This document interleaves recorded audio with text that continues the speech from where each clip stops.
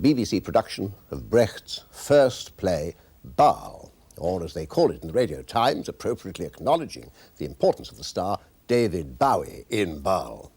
Recognising the contribution of the director, Alan Clark, they might as well have thrown his name into the title as well. It's an extraordinary and certainly arresting play about a poet who makes his savage way through life, seducing women, abandoning unborn children and murdering his closest friend. It's set in Germany before World War I, and every theatrical Brechtian device is used to keep the narrative driving along. David Lodge, what did you make of it as a whole? Well, I thought it was a very creditable attempt at an almost impossible task. I think that putting Brecht on television is always difficult, and putting this particular play particularly difficult. I think that part of the difficulty is that Brecht's drama is anti-naturalistic. That was his major contribution to modern theatre. And television tends towards a naturalistic treatment of narrative. And secondly, that there are problems about this particular play.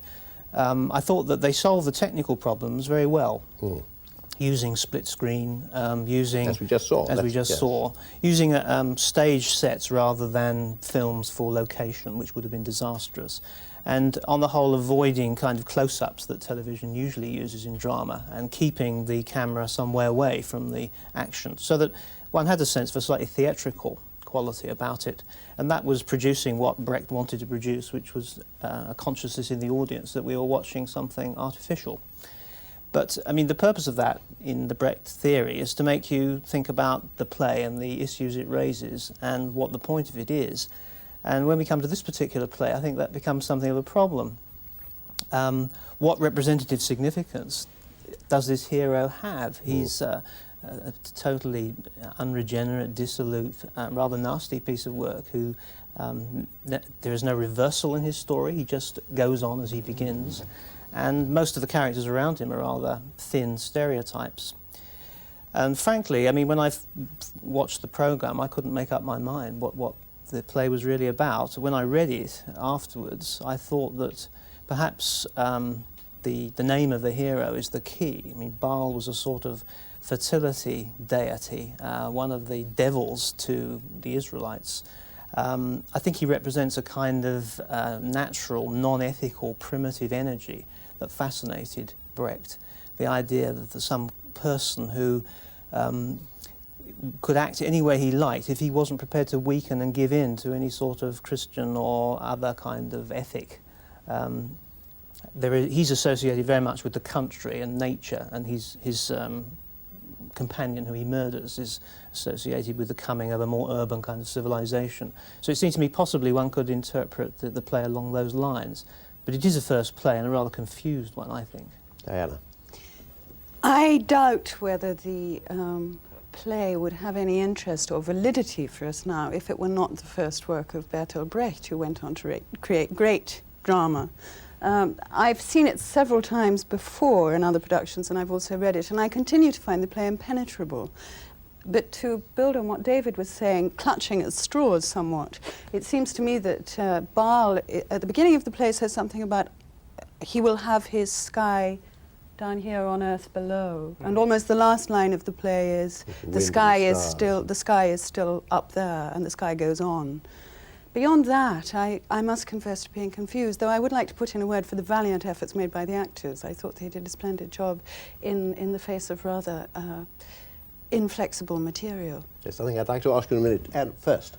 Well, I agree with both of you on this. The problems of the piece seem to me to lie not really in the production or in the performances, which in every case really I thought were extremely well done, but in the piece itself.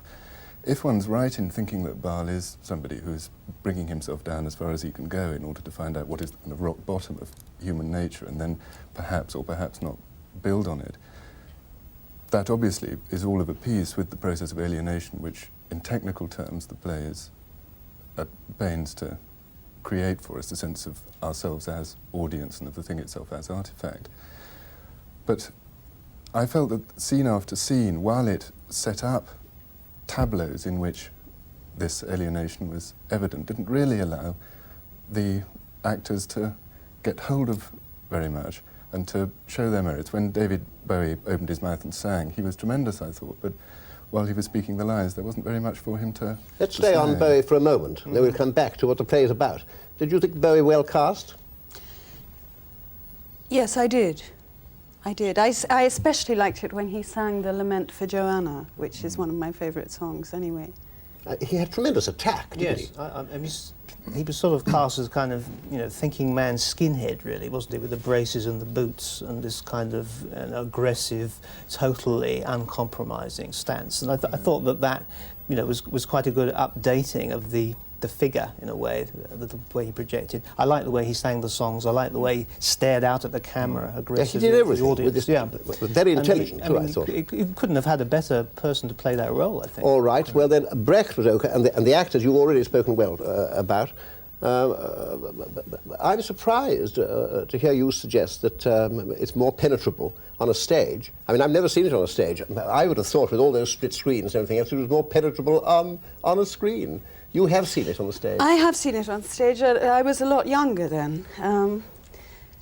For me, the way that it was directed worked, except that I would take issue with what David said about the distancing effect and not ever being allowed to get too close to the actors, because I found once or twice in the large scenes where there are a lot of extras on the stage that I couldn't hear what was being sung or spoken behind them. On the other hand, that is what Brecht wants, isn't it? He wants to be distanced from the characters, but absolutely going with the story. That's the theory. I hope you're right, Sir Hugh. I always hesitate whenever the subject of Brecht's theory of alienation comes up, because it seems to me that the way that he theorised in his own writings is often very different from his own practice in the plays that he wrote. Was it worth putting on, do you think? Well, was it worth going to all that trouble? Alan Clark did well. You know, hats off to the BBC to put it on and put it on BBC One. I mean, I think this is kind of play. If I'd given up a whole evening to go to the theatre and, you know, paid £12 for tickets and got a babysitter, you would have been very disappointed. I'd have been disappointed.